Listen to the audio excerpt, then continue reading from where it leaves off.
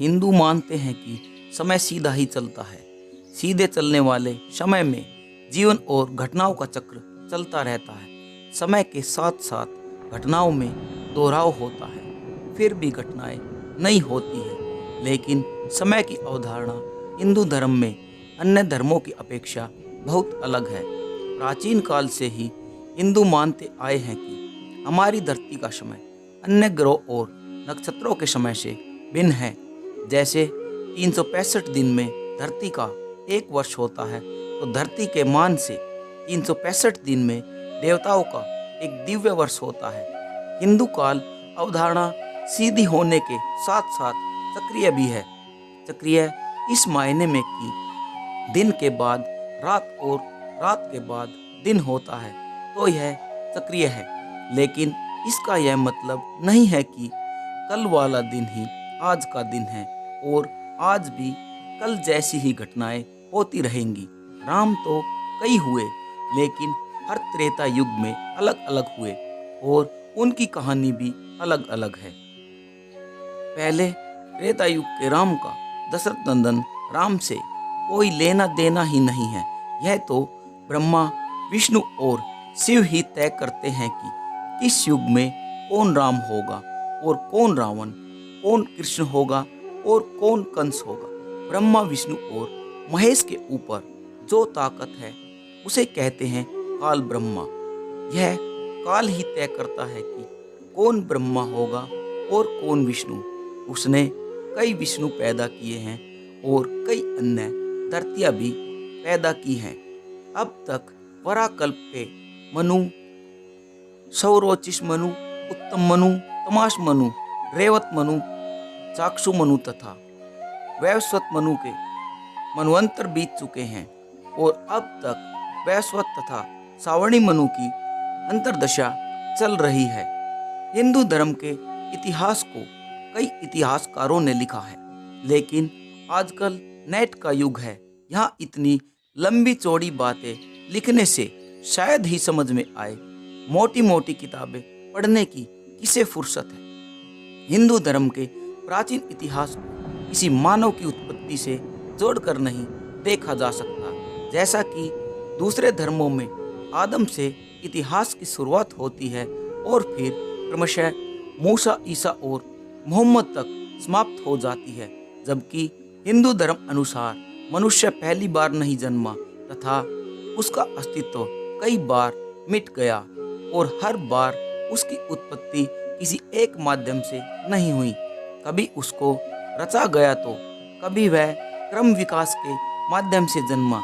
इसलिए हमें पुराणों में कुछ ऐसी कहानियाँ मिली है जो आपको इतिहास की रोचक जानकारी देंगी। हालांकि ब्रह्मा, विष्णु और महेश की कथा को शिव के भक्तों ने शिव को आधार बनाकर लिखा, तो विष्णु के भक्तों ने विष्णु को आधार बनाकर। कहा जाता है कि एक बार जब भगवान शिव से पूछा गया कि आपके पिता कौन है, तो उन्होंने ब्रह्मा का नाम लिया और फिर पूछा गया कि ब्रह्मा के पिता कौन है, तो उन्होंने विष्णु जी का नाम लिया। और जब उनसे पूछा गया कि विष्णु जी के पिता कौन हैं, तो उन्होंने कहा कि स्वयं मैं ही विष्णु का पिता हूँ। जब तक सब कुछ प्रलय के कारण नष्ट हो गया तो धरती लाखों वर्ष तक अंधकार में रही।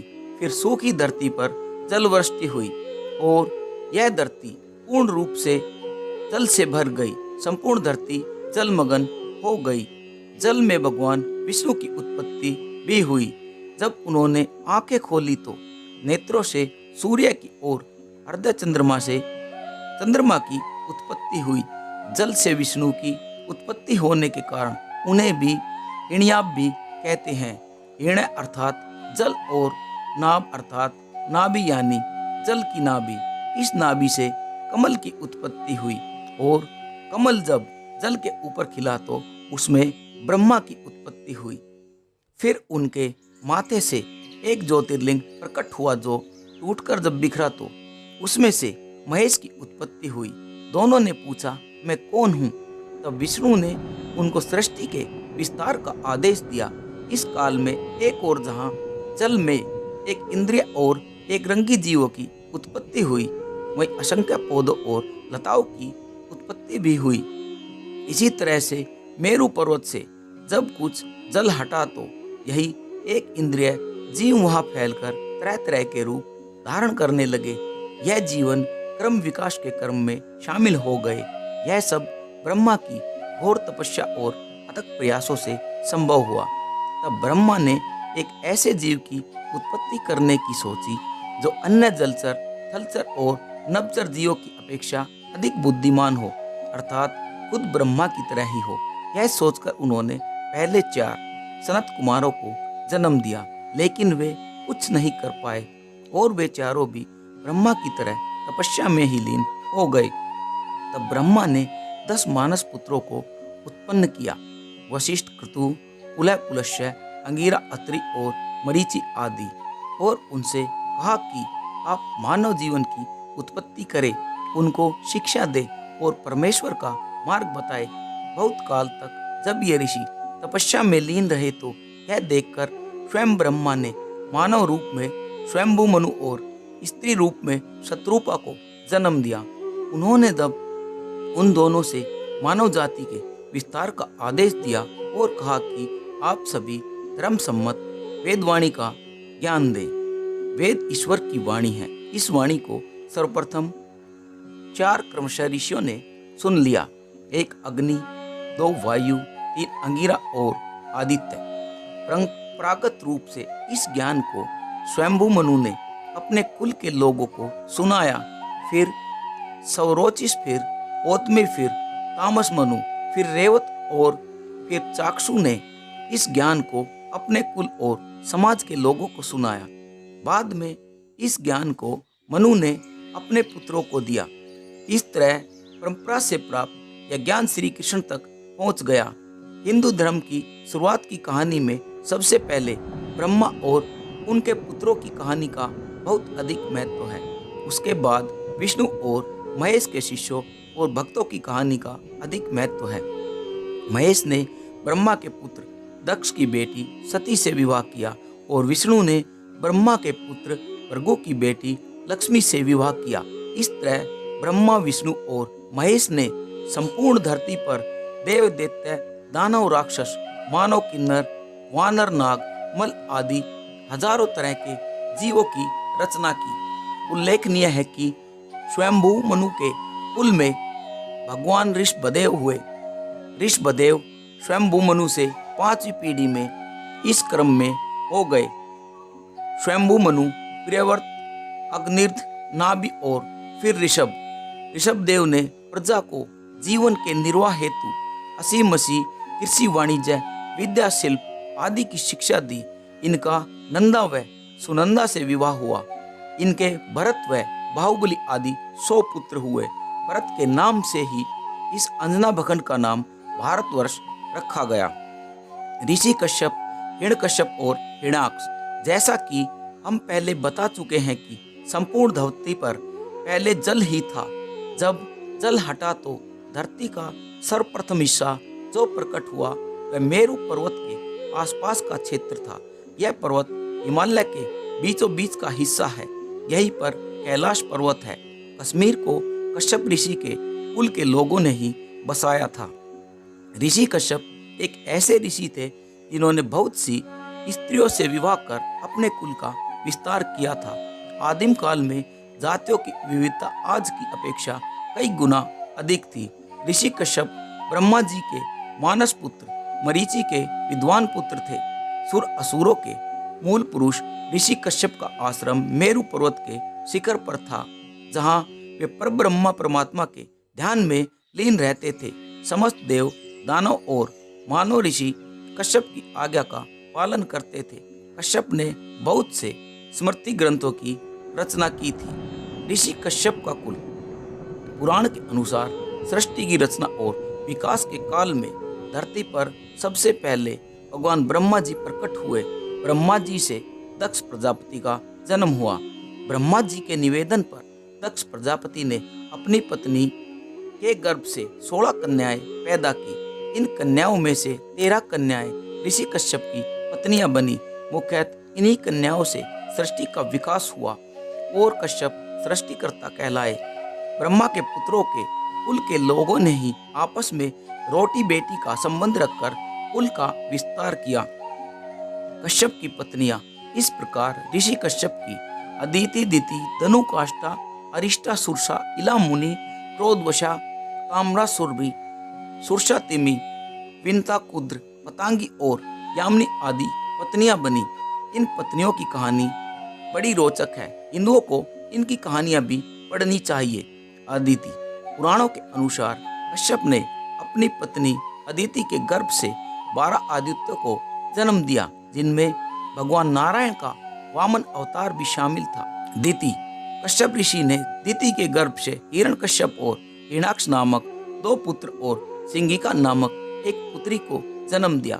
श्रीमद् भागवत के अनुसार इन तीनों संतानों के अलावा दिति के गर्भ से कश्यप के 49 पुत्र भी जन्मे, जो कि मरुंदन कहलाए। कश्यप के ये पुत्र निसंतान रहे, जबकि हिरण्यकश्यप के 4 पुत्र थे। देवासुर संग्राम। उक्त दोनों के पुत्रों को सुर और असुर कहा जाता है। दोनों के ही पुत्रों में धरती पर स्वर्ग के अधिकार को लेकर घनघोर युद्ध होता रहता था। माना जाता है कि देवासुर संग्राम लगभग 12 बार हुआ।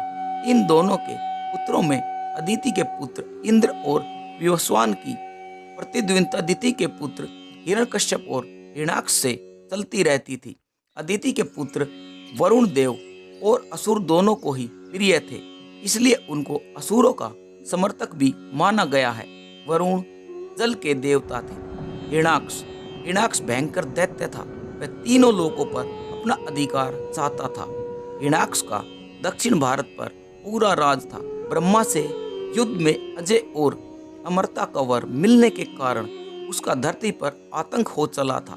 हिरण्याक्ष भगवान वराह रूपी विष्णु के पीछे लग गया था और वह उनके धरती निर्माण के कार्य की खिल्ली उड़ाकर उनको युद्ध के लिए ललकारता था।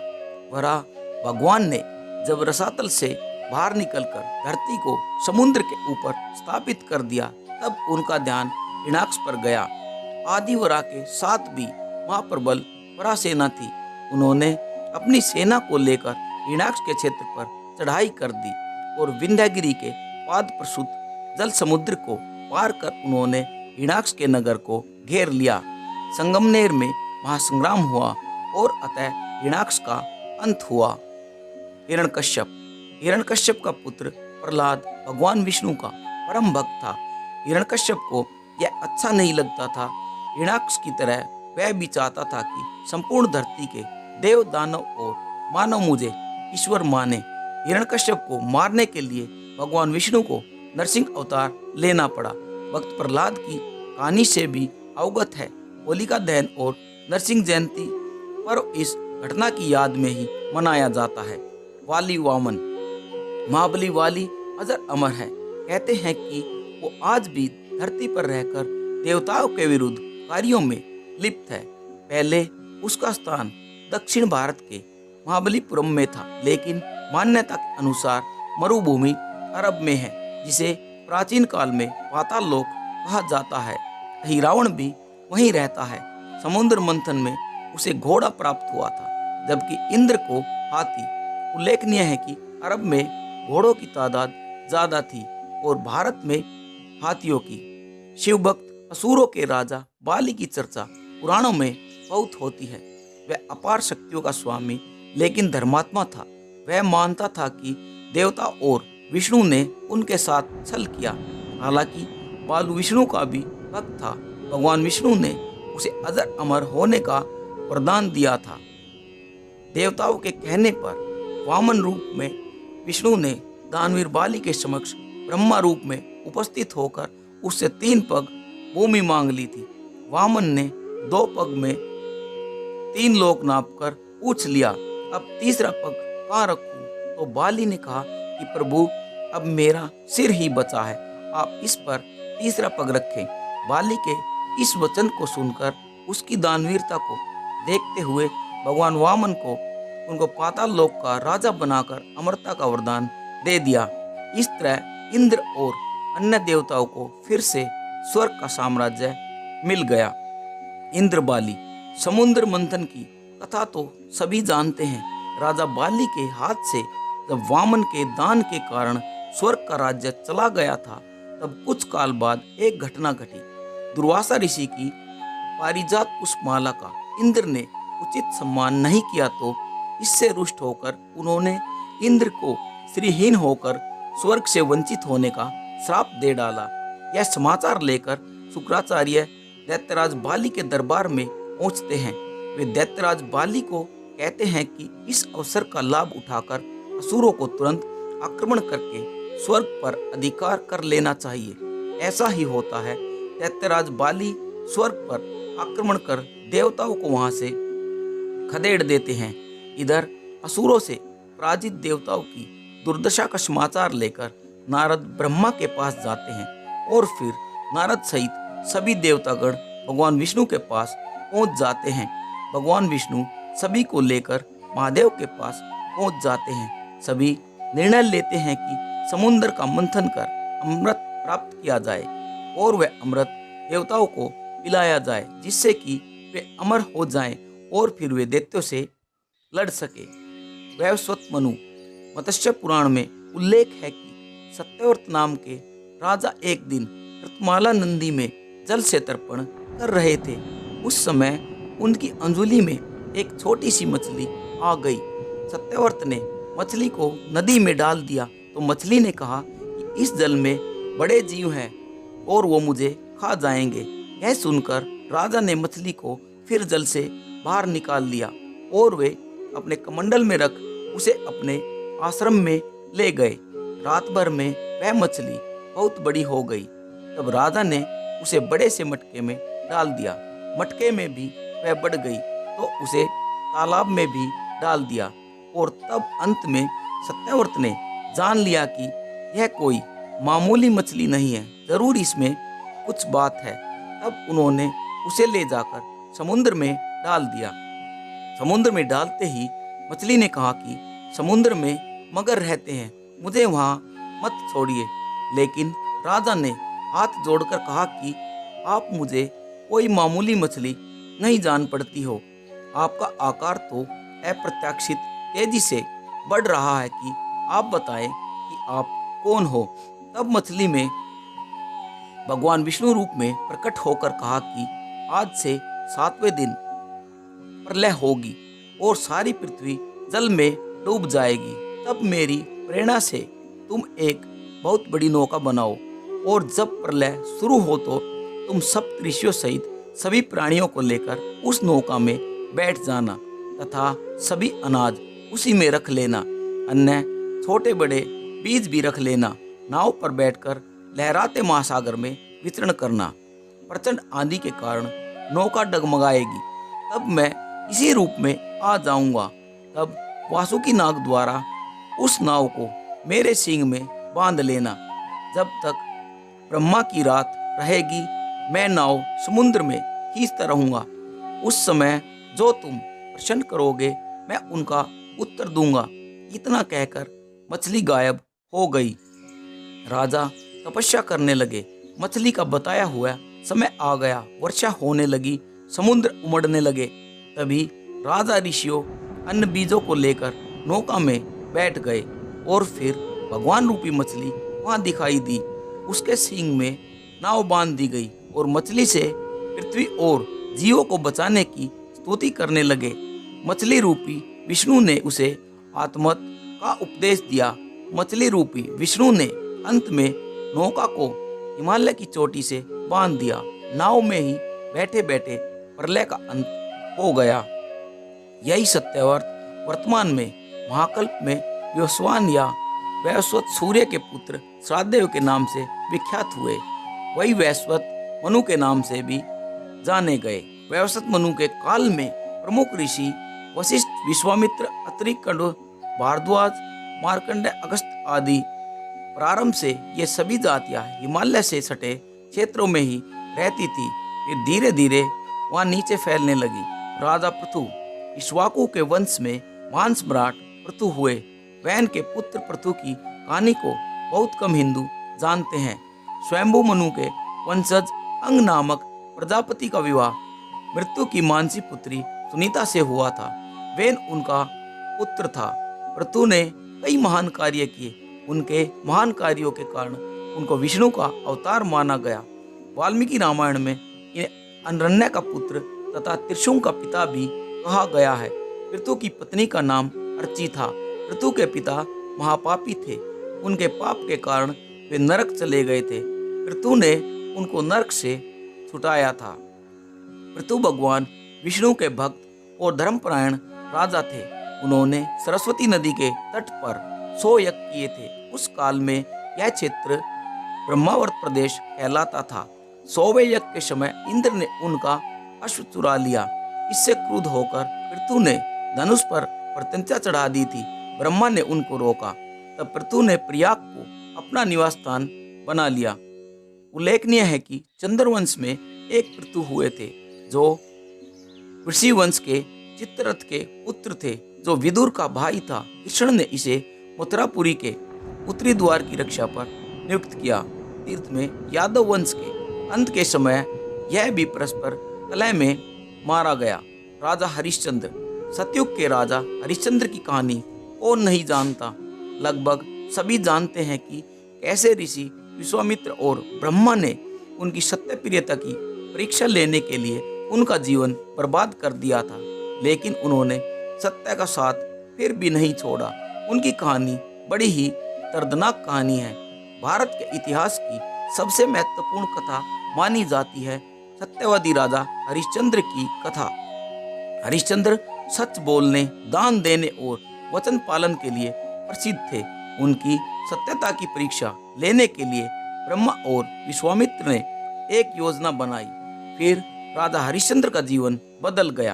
एक रात उन्होंने सपना देखा कि उन्होंने ऋषि विश्वामित्र को अपना संपूर्ण राजपाट दान कर दिया है। सुबह हुई तभी उनके द्वार पर विश्वामित्र साधु वेश में आ गए। राजा हरिश्चंद्र ने उन्हें प्रणाम कर पूछा, मेरे लिए क्या आज्ञा है मुनिवर। मुनि के भेष में विश्वामित्र ने कहा कि जो मैं मांगूंगा वो तुम दे सकोगे। तब राजा ने विश्वामित्र को पहचान कर कहा कि अपना सब कुछ पहले से ही आपको दे चुका हूँ मुनिवर, अब क्या दूं। विश्वामित्र को आश्चर्य हुआ। विश्वामित्र ने कहा कि मुझे खुशी है, तुम अपने वचन के पक्के हो। तुम्हारा साम्राज्य अब मेरा हुआ, किंतु अब बताओ दक्षिणा में तुम क्या दोगे। राजा सोच में पड़ गए। वे जानते थे कि दक्षिणा के बिना दान पूरा नहीं होता।